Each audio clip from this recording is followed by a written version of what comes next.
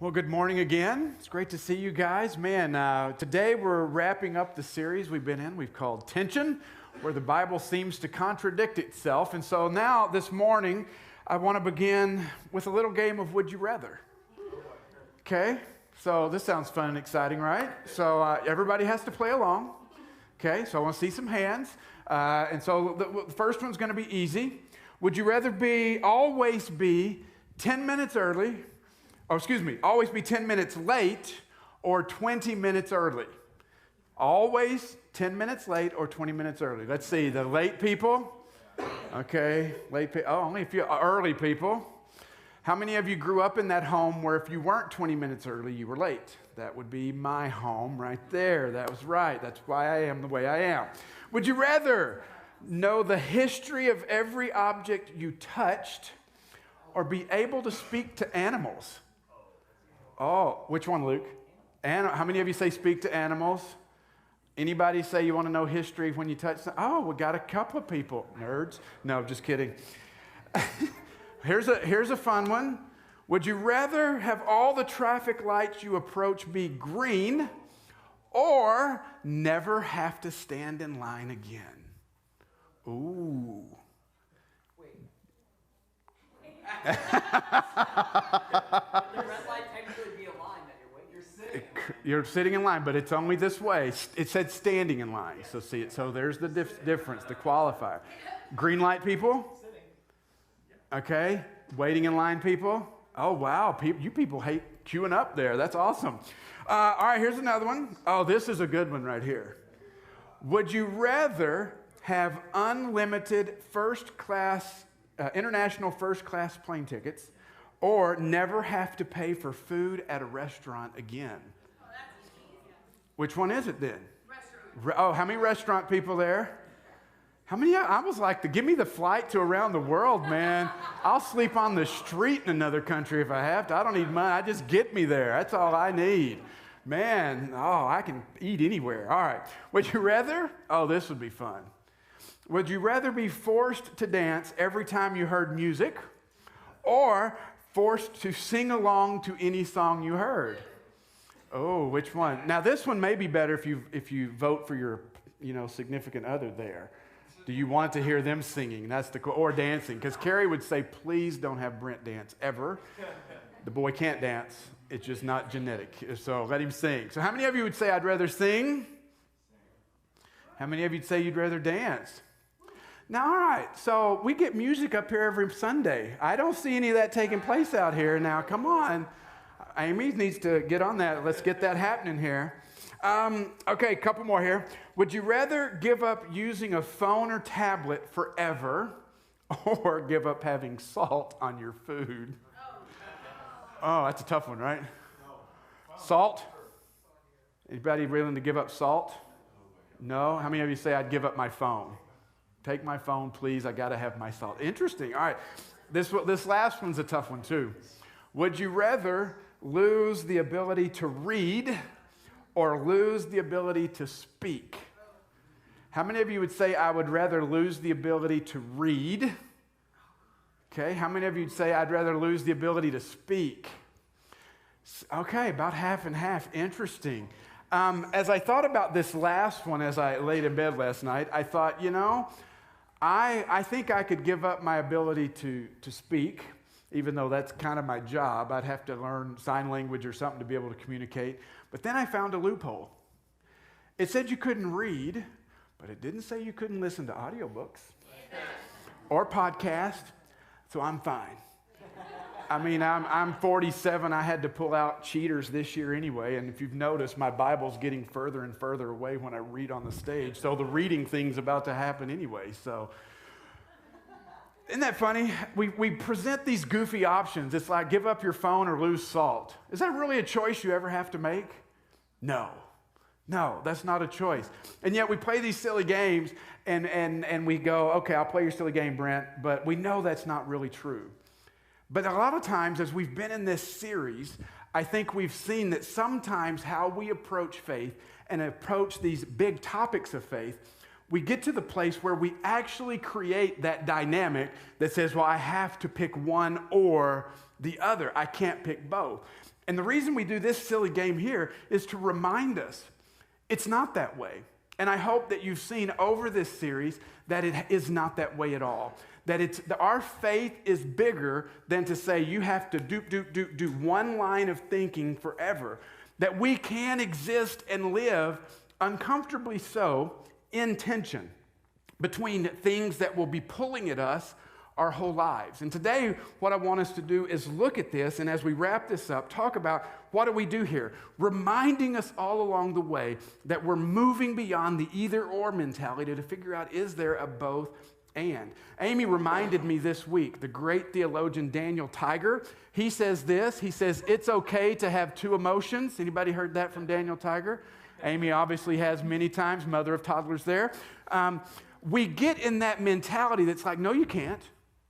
No, you can't. You can't have these two things. You can't be happy and angry at the same time. You can't be sad and whatever. And Daniel Tiger telling kids from toddlers on up, yes, you can.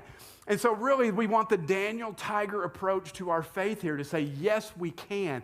We can have two thoughts in our head. We can have two ideas or beliefs in tension all throughout our faith, even sometimes when they seem like they're contradictory values or beliefs. And so I want to do a quick rundown of where we've been through this series. So stay with me on this journey here. We started week 1, way back when, about 7 weeks ago. And we talked about the sovereignty versus free will, sovereignty of God versus the free will of man. And a lot of times theologians love to debate this. They love to say, well, it has to be one or the other. And what we see is that no, these two can exist in tension if we see it properly, that yes, from one side it looks like, yes, God is completely sovereign. From the other side, it looks like man has complete and total free will. But in God's economy, in God's system, we do have free will in his sovereignty. It's an amazing thing.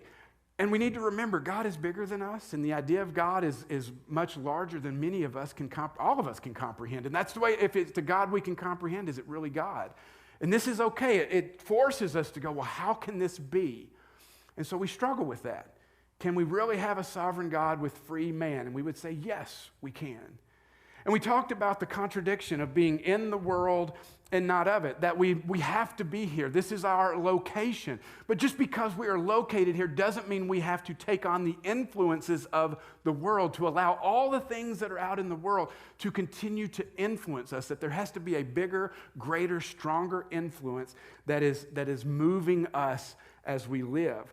And then we talked about strength and weakness. And man, isn't that a funny one? Because we found out that it's actually in our weakness that God's strength is made perfect in us.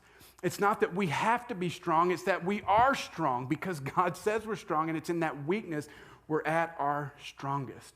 Does that make any sense? Nope, not at all. Is it tension? Absolutely.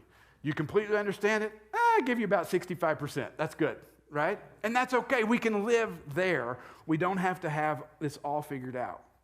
Then we talked about the fun one of freedom and responsibility. Freedom is such a value in our culture, and any threat to freedom seems to be met with violent resistance. But we saw that freedom cannot be our ultimate value, that it is going to come about. But as followers of Jesus, we have to be willing in our freedom, in our complete and total freedom in Jesus, we must be willing to limit that freedom for the sake of others, just as Jesus limited his freedom for us. He's been our guide through this whole thing. Then we went to the tension of the Old and New Testaments, and we're really looking at, is the Bible presenting two different gods? Or is it one singular God? And we discovered it is one singular God, that as we move from the Old to the New Testament, we just get a clearer picture of who God is, that is ultimately consummated in the person of Jesus Christ. And if we wonder, if we question, what is God like? All we have to do is pull out the Gospels and we read about who Jesus is, because he is the perfect representation of God. He is God, and he shows us exactly what God is like.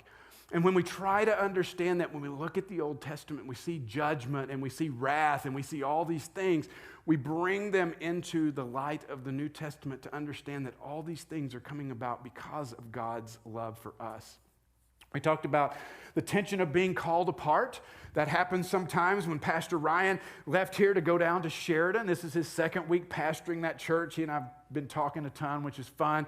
But we realize that sometimes God leads us on different paths, and that's okay, that we can do that we all don't have to stay together all the time. But we did say that wherever you are, regardless of where God has placed you, be used by God there. And then if he calls you, be willing to go.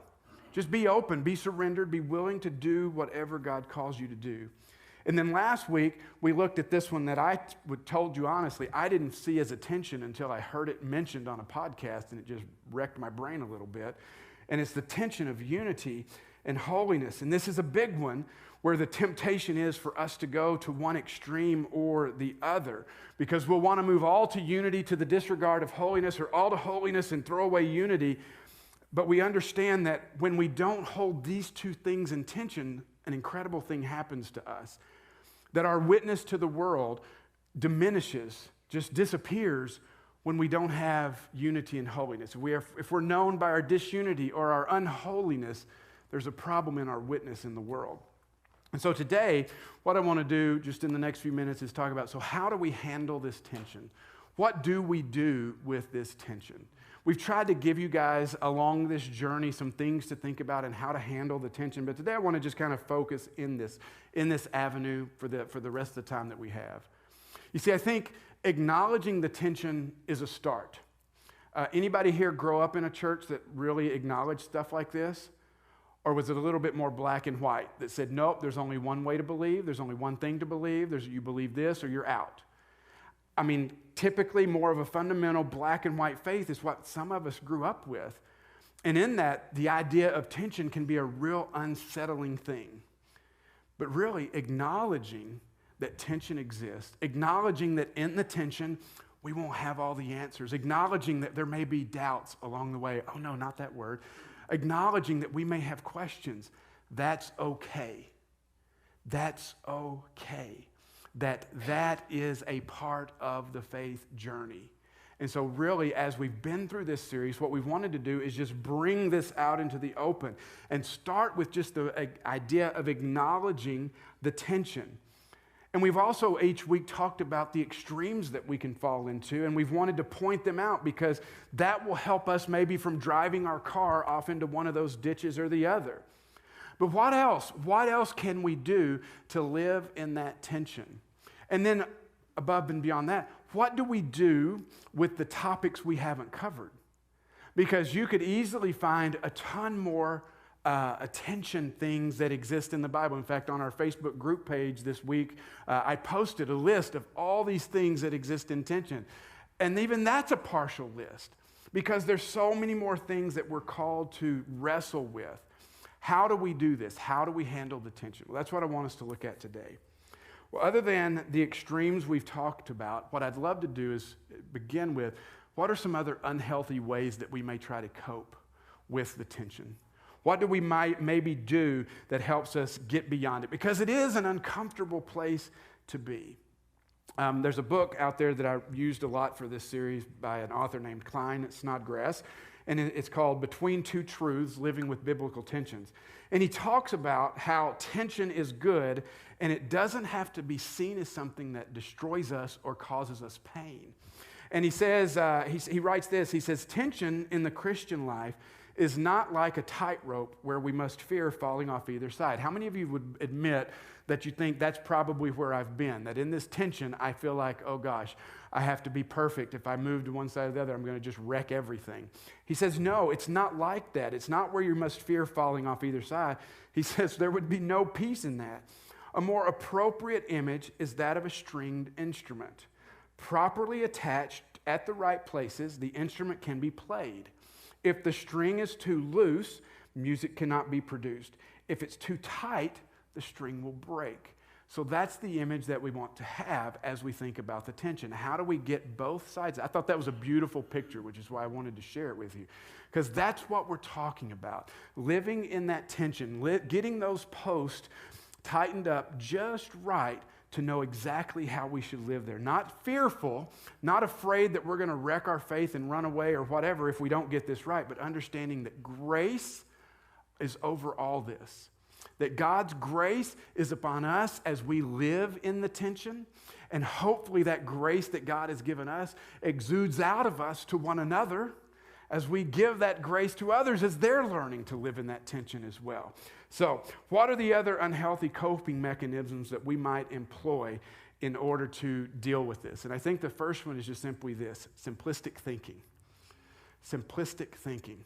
One of my greatest frustrations in life right now is when we see complicated things happening around the world and in our country. And the solution that often is presented is the most simple.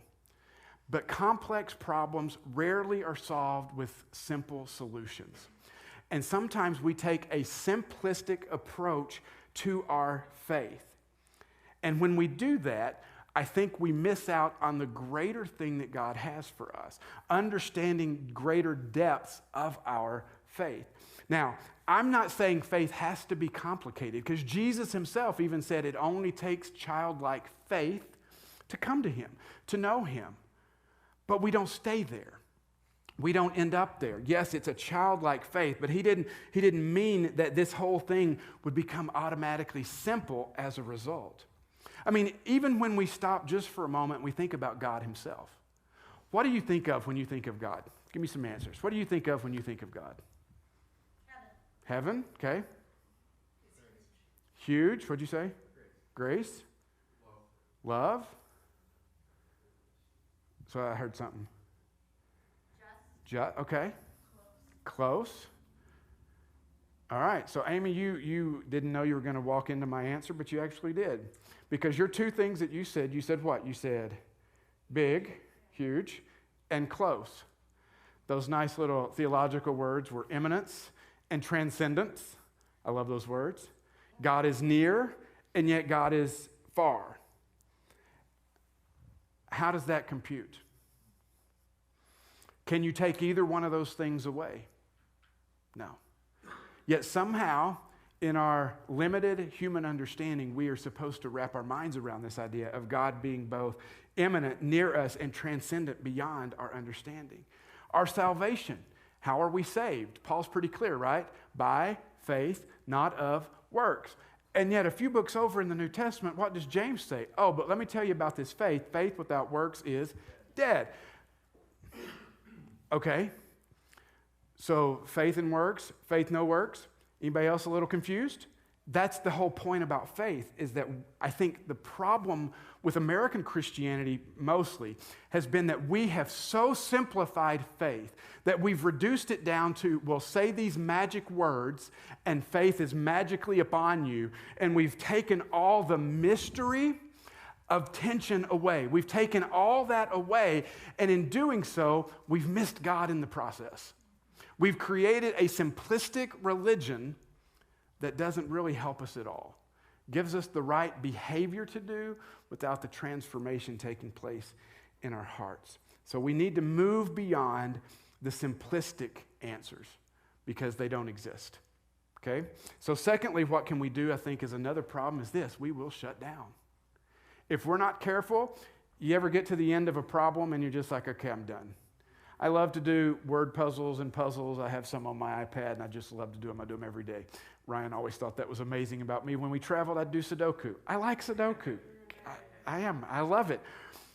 But have you ever gotten to the place in a puzzle where you're just so frustrated and you're just like, oh, forget it. And you just move on and you go. Anybody else like me in that? See those hands? Thank you. I see those hands. Of course, that happens in faith as well. We get to a place where we may not fully understand something, and the temptation is for us to just pull back and go, okay, I'm just not going to deal with it. I'm going to shut down completely. It's too hard. I just want following Jesus to be easy. But again, just like in the idea of simplicity, where did we get the idea that following Jesus was easy? Well, I'll tell you, most of us in the places we grew up or first heard about faith, it's not. Look at the lives of the people in the Bible. Their lives were never easy.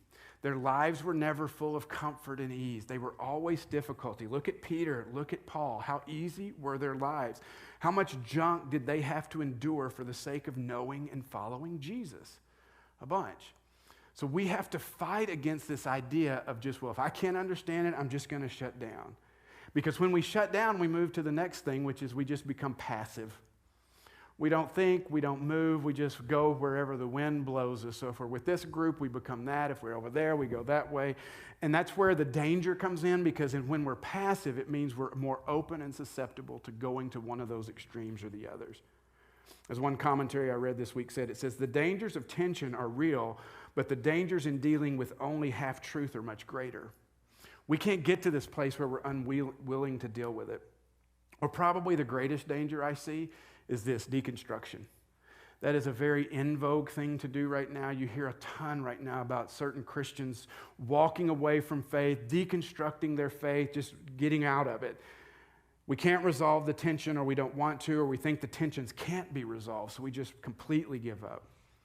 Now, I don't want to be simplistic in my understanding of everybody who has deconstructed faith, but I would say that many times in the articles I read, handling the tension is part of it. Problem of evil seems to be number one.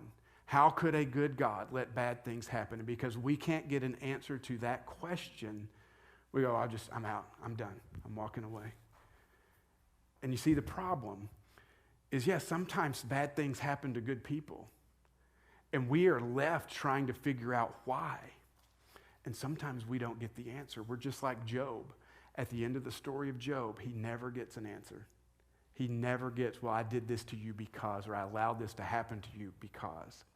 We just need to be aware that this is where we, I think, will move towards. We want simplicity, we will shut down, we'll be passive, or we'll even possibly deconstruct. But let me ask you this question. As you look at this list, are there any of these ways for coping with the tension that you see in your life? Or anything that you might gravitate towards that you think, okay, I need to pay attention to this? We need to be willing to cope with this stuff. And we don't have to do it alone. We need to be willing to cope with it in community, to surround ourselves with others, and to have trust in people enough that when we're struggling with these things that we're holding in tension, that we're willing to say, hey, I need to share with you. I'm struggling here. I'm trying to understand this. And then if you're the person hearing that, you need to be trustworthy enough to not go, well, you're not a very good Christian then, are you? To listen and help them process and understand in love and in grace. So what do we do? How do we handle the tension? Well, we're going to jump over to Philippians again. We looked at this book last week, the letter that Paul wrote. Here's a church that's struggling. They've got some things happening inside the church that Paul's trying to address, some things outside the church, some attacks, some persecution coming in. And so Paul writes them this letter to help them figure out how to deal with their tensions. And in the very beginning of Philippians chapter 1, he's introduced himself, he's done the whole greeting thing, and as part of the greeting, Paul writes this. He says, and this is my prayer, that your love may abound more and more in knowledge and depth of insight, so that you may be able to discern what is best and may be pure and blameless for the day of Christ, filled with the fruit of righteousness that comes through Jesus Christ to the glory and praise of God. Here's this opening letter, this greeting, and he lays out for them exactly what he wants. Turk, go to that previous slide with the verse on it, the first part of it. And he says, and this is my prayer, that you're what? What was that word again? Love. Oh, thank you. There we are. That your love. Your love. Now, I realize in American culture, we think love, we think rom-coms, we think, oh, sweet, gushy feeling that makes me feel all happy inside. No, it's bigger than that. It's deeper than that. When Paul is talking about love here, he's talking about this idea that something that moves us and motivates us. And it's not just the gushy feeling, but it's actually something that turns into action. It's the thing that surrounds us and motivates everything we do. And he doesn't just say love. He says, I want your love to grow. I want it to abound. We don't use that word much. We want it to exist in large numbers and grow. And love is a critical component in dealing with tension. It's so critical because it's what guides us, it's what motivates us, it moves us to action when we disagree with somebody or we see somebody struggling, or when we're willing or tempted to move to the extremes, or when we're tempted to view others as something less than made in the image of God. Love is what overwhelms all that and keeps us in the tension where we need to be. It allows us to disagree without being disagreeable or a jerk. It allows us and others to wrestle with the big issues of life with grace without thinking less of them or feeling the need to attack them. You ever wondered why sometimes when somebody presents a different idea, that sometimes, maybe it's just me, but sometimes my initial reaction is to, you know what I'm saying? I mean, you present something and I'm like, I'm all in. Let's go. We're going to get them up. Let's have it out. Why? I know, me. Shocking, isn't it, Amy? Meek, mild Brent. Who would have guessed? I'm not going to ask for a show of hands for whoever else is like me. Why do we get that way? What does it say about our faith that if it's so fragile that somebody posing a question or presenting an opposite viewpoint has the ability to make us so angry that we have to bow up and get ready to fight them over it? It says more about us and our faith than it does about the topic, right? It says we're missing the love. Our faith needs to be secure enough. We need to understand our faith isn't built on beliefs. You get that, right? Our faith is not built on believing the right things. Our faith is built on Jesus Christ. He's the one. And there's nothing that anybody can say, nobody's view of hell, nobody's view of whatever, that's ever going to knock me off, because my faith isn't believing 6 doctrinal statements that exist on the Ashworth Church website. It exists in Jesus Christ, period. And the way I see and I know this is because when I read how Jesus interacted with others, guess what he did? He challenged and pushed back when he needed to. Yeah, he turned over a table or two, and that was okay. But the most of the time when he dealt with people, especially those that he disagreed with and were in sin, it wasn't an angry exchange. It wasn't going to knock him off his game, and it wasn't such a challenge to his faith that he's like, I've got to beat you back. You know what he did? He just lived in that tension the whole time. You know what it did to those that disagreed with him? Woo, it made them quite angry. They did not like it at all. It starts with love. We have to focus on love. And you know why? Because God doesn't have love. God doesn't give love. God is love. Get the difference? You love all these grammar lessons I've been leaning into lately?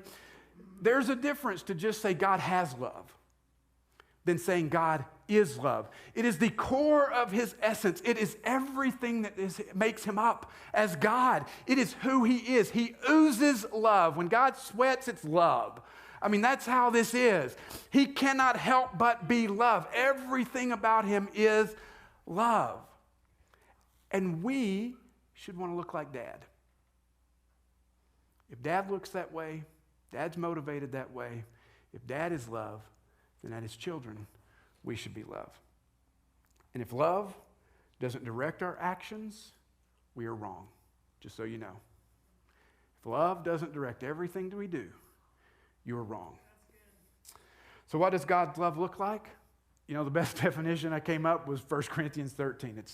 Love is patient, it's kind, it's not self-seeking, it's self-controlled, it's not proud, it's humble, it's not easily angered, rejoices in the truth, protects, trusts, hopes, and perseveres. Love never fails. Our love should be this increasing thing that is growing more and more in our lives. And notice what he said. It's growing in knowledge and depth of insight.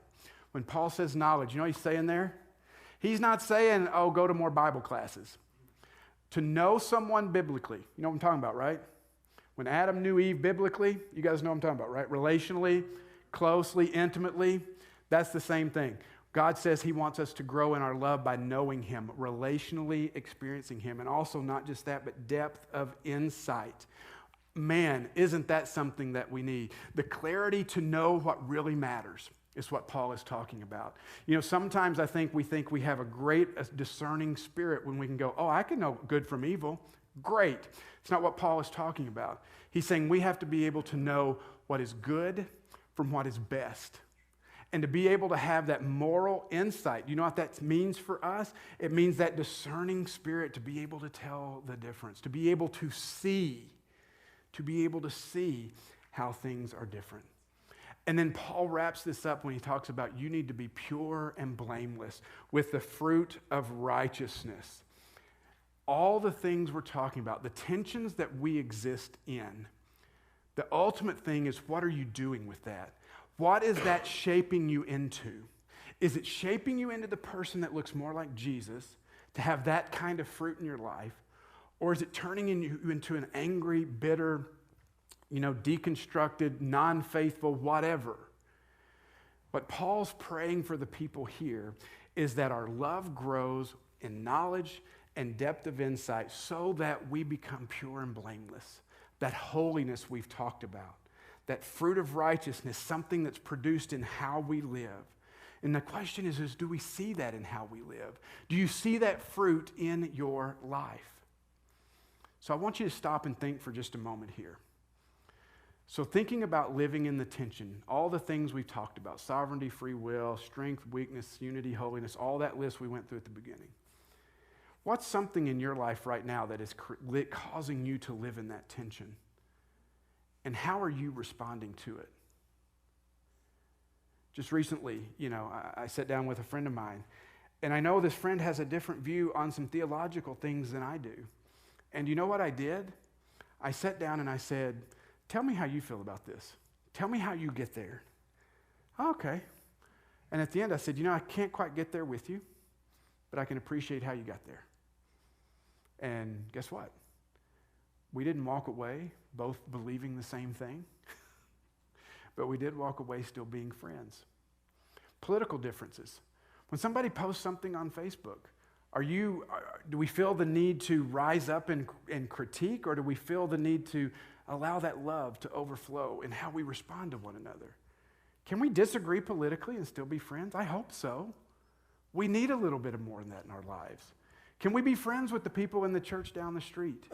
Can we be friends with those around us that don't believe like we do? I would love to say yes.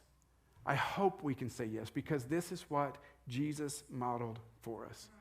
We can talk, we can discuss, we can even disagree. But these tensions can compel us to love one another, to pray for one another, to encourage one another, and yes, even in moments to challenge one another. Sometimes the tension is hard. I read a story this week about a man whose wife left him and his sons, and he had to struggle with the tension of why did this happen?